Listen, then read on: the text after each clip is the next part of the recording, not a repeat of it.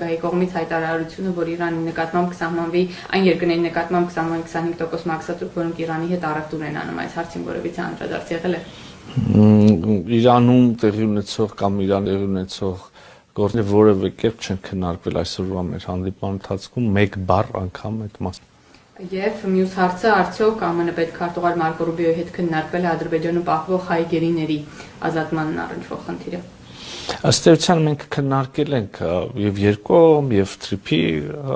սփխող ուրեմն համագործակցության հեռանկարներ եւ նաեւ այն հնարավոր խոչընդոտները, որոնք փոքր ուրեմն համապատասխանում խաղաղության